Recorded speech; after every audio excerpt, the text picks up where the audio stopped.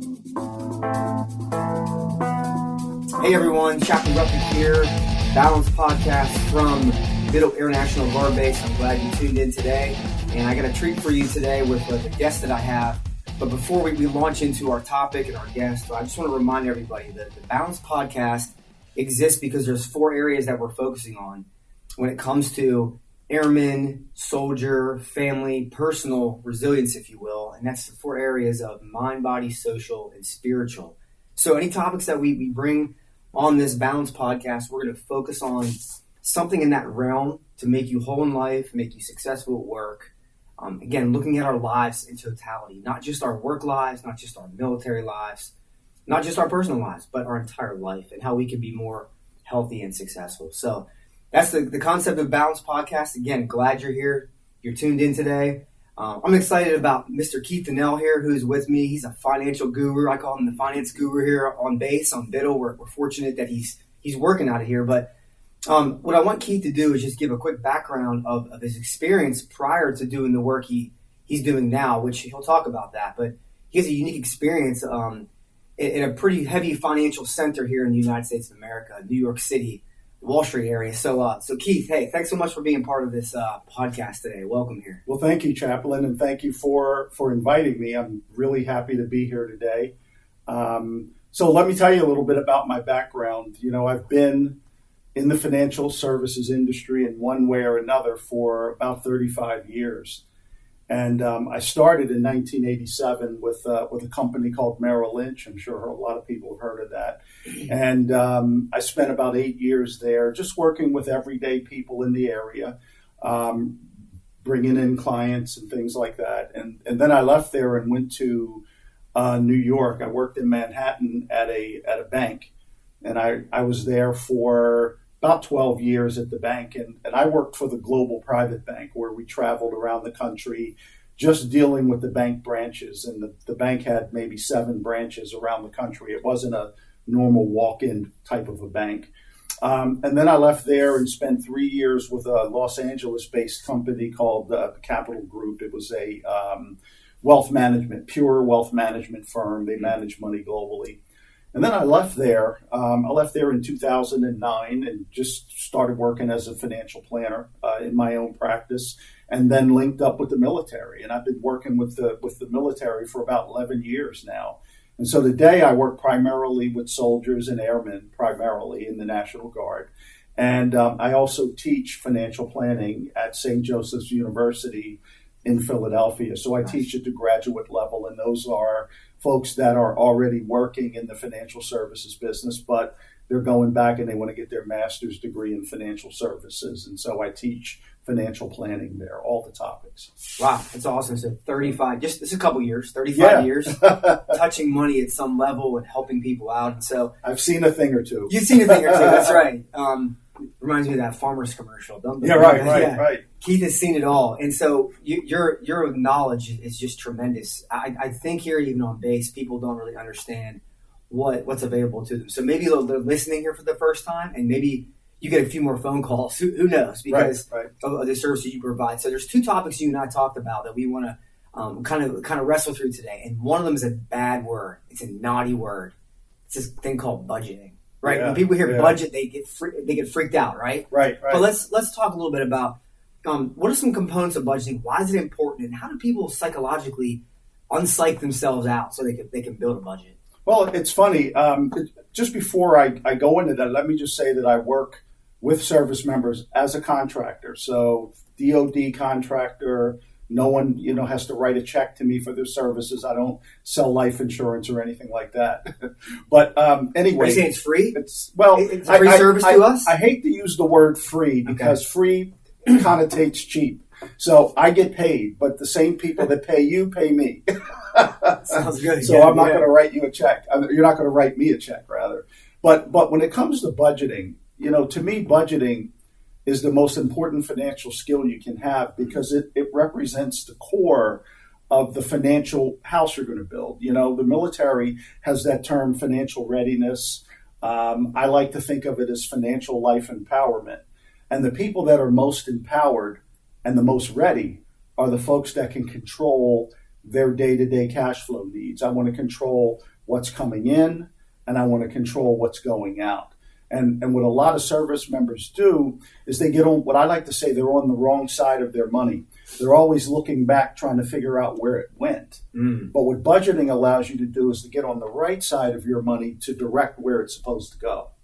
I like that. Do you have a resource or a tool you can share with someone? Is there some place online that someone can go and get an actual template budget, if you will, to help them prepare? Sure. Well, I use a budget worksheet. And it's really just an Excel spreadsheet, and it's been developed over the past 10, 11 years for service members. Civilians can use it as well.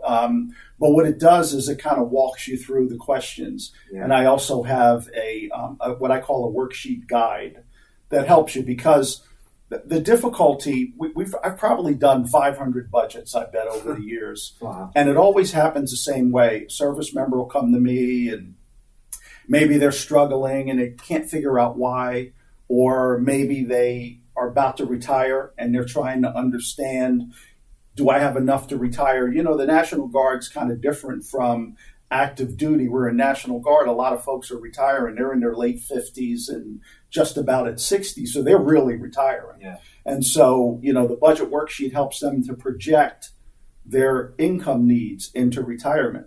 So the key is that I've probably done about 500 of these. Okay. I send them out, they fill it out, they send it back. And to be honest, I consider a budget to be accurate. If you can tell me with 90% accuracy how much it costs you to live during an average month in your life, then I would say that's accurate. And out of those 500 budgets, I've only gotten back 3 or 4 that have been accurate. Is that right? So a lot of folks don't understand. And so if I make decisions based on a faulty budget, I'm going to have problems, because what it's going to do is make me believe I have money that I really don't have. And so I'm going to go ahead and get maybe that home I can't afford, or buy that truck that I can't really afford. So it's incredibly important. And I probably spend, I bet 60% of my time just on budgeting. Yeah, and what's interesting about budgeting, again, that bad word, people hear it, they freak out. I know for me and my wife, years ago, after we first got married, we had to go down that path. It was the best thing I ever did, because it got me out of debt. It got me on a plan. And I know this is a Dave Ramsey-ism, if you will. You can't have more month than money, right? That's right. And if you could figure out just how to spend less than what you make, you're going to be okay. You're going to make it. And so having that budget tool, though, without that, you'll never get there. You can't guess. You can't just think, oh, I'm spending 100 today. What was it yesterday? You got to have something written down. So I won't have you share your contact information yet. We'll save it to the end. But if someone wants that budget plan or the budget template, they simply need to reach out to you. Is that what you're saying? You'll share it with them. You'll talk to them. Okay, great. Yeah, I send it out all the time. And there's something you just said that is very important about more month than money. And the fact what a budget should help you to do, and it's maybe not overnight. You know, things happen over time, not overnight, but if you can get control of your finances, and then I say to service members all the time, and then take the next step, which is to reduce the amount of money I need so that I can create just a gap between what I spend and what I earn. Okay. And I tell them the story all the time. I usually, when I do briefings and workshops, I try to find a 27-year-old, and I say to the 27-year-old, I go, okay, here's the good news. Well, let me give you the bad news first. You've got to work 40 more years before Social Security will allow you to retire, right? Full retirement age. But the good news is you've got 40 years to build wealth. Now, if you can figure out how to live on, let's say, $286 less than you make, which isn't a huge number. Most people have car payments that are more than that. You know, usually when I'm in a briefing, I go, you know, how many people have a bar tab that's higher than that? You know, right. And a couple of hands go up, but they come down real fast. You know, but the key is if you could put away $286 a month, meaning live on $286 less than what you make. If you could do that for 40 years, okay, so 40 years, at the end of that 40-year period, you would have figured out how to not spend $137,000. Wow. Now, let me tell you the beauty of that, okay? Now, let's suppose, though, Instead of just not spending it, you put it to work. Let's say you went into the TSP and saved that money in the 2050 fund or the 2060 fund, let's say. You could have every reason to expect a return of, on average, about 8% over your working lifetime. Sure. That wouldn't be unreasonable. And if you could do that, at the end of that 40-year period, instead of having 137,000, you would have $1 million. $1 million. So where did that extra $863,000 come from? You know, right? And guys will say, compound interest. And I go, yeah, you're right. But I like the term money making money. Yeah. And if you don't have that money making money dynamic in your life, you'll never build wealth. Because it's a snowball effect. It's not just compound interest, but you're adding more money to it each month. And, you know, it's like $60 a week, basically, is what you're saying. You have to just find. And I think most people, regardless of what their economic situation, could find at least $50. Sure. Come on. Right? And if you're getting a match, right? So if you're in the blended retirement system and you're getting a match, then that match will help you get there. So it doesn't all come out of your pocket. Yeah. But back to the key point is the control element. And the only way to control it is you've got to have a budget. It's a plan. Sure. You got to have that plan in place. So I appreciate you sharing that, Keith. I'm glad you're gonna share that at the end, your contact info. But I will say this in my own personal life. You need a budget. I did it. It's helped me tremendously. And I'm on my way to reaching goals that I never thought were possible, only because I got to do a mindset and develop that healthy spend less than what you actually make each month. So I appreciate that. Now, the second thing, so the big bad words out of the way, budget. The second thing is, and I'll be honest with you, I've heard financial gurus on both ends of the spectrum with this second term we're going to talk about, is this idea of credit. You know, because some will say, oh, you don't need credit, you just pay cash for everything. But let's be honest. I mean, who's going to pay cash for a house? It's difficult. Right. Unless you inherit something, right? But the vast majority of us don't have liquid to pay down and buy a $250,000 home or even a $50,000 car for that matter. So let's get into credit a little bit here. And so folks that might not understand credit, why is it important to keep a good credit number? What is a good credit score? And what are some other tools you can help folks that might have bad credit right now? Sure. So a lot of folks will think about credit and debt, and they get the two confused, right? And so credit really has, there's two definitions, right? One is your reputation. And so credit is your reputation for managing debt, okay? That's reflected in your credit score, okay? And so, what's a good credit score? Top score is around 850. It's hard for young folks to get that top score because they don't have the borrowing history. Mm-hmm. But if you can crack into the mid to high 700s and higher, that's a decent score. That will allow you to do a lot of the things you want to do. The second definition of credit is capacity, right? So I have a good reputation for managing my debt, and therefore I have the capacity to borrow. Okay, so I have a $5,000 line of credit at maybe this bank, or I could borrow $25,000 for a car, no problem. A couple of $100,000 for a house. So they're both two sides of the same coin, right? It's my reputation and then my capacity, and neither one of them actually refers to how much debt you have.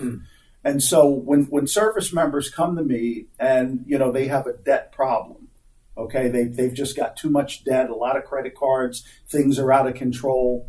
99% of the time, it's a budget problem.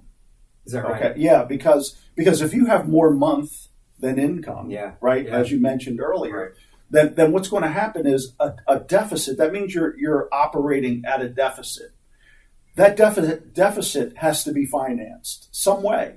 So the first step is you're going to spend down all your savings. And then at that point, if you continue to operate on a deficit, then your credit cards are going to start to rise, okay, because you got to pay it. But at some point, you're going to run out of rope, and then you're going to have to deal with it. Now, what a lot of service people will do to their detriment is they will stick their head in the sand. Credit cards are rising, things are tight, but they won't go get help because they think time will solve it. Yeah. But what I tell them all the time is not a solver. Time is a compounder. So in other words, if you continue to do A, over time you get A squared, not B. Okay, so if you want to break the cycle, you have to do something. right? And so generally what we do is kind of look at a budget, see where the money's going, where should it go, and then start to work our way through credit problems, which over time will improve your score. Yeah. And so if there's you mentioned young airmen in particular, just young people. I remember, coming out of college, and you don't have any real account history. So if you're young and you're mid-20s, let's say, and you're trying to think of, you're considering buying a home at some point, and how do you establish yourself? Do you advise going out and getting loans, opening credit card? Like what's that look like? Yeah, well, the only way you can establish yourself in the world of credit and get a credit score and a report is you have to borrow money. Mm. But the way you do it, I usually tell service members 2 to 5 credit cards max, right? If you find that you can't control yourself with those credit cards, then none is a better answer. Yeah.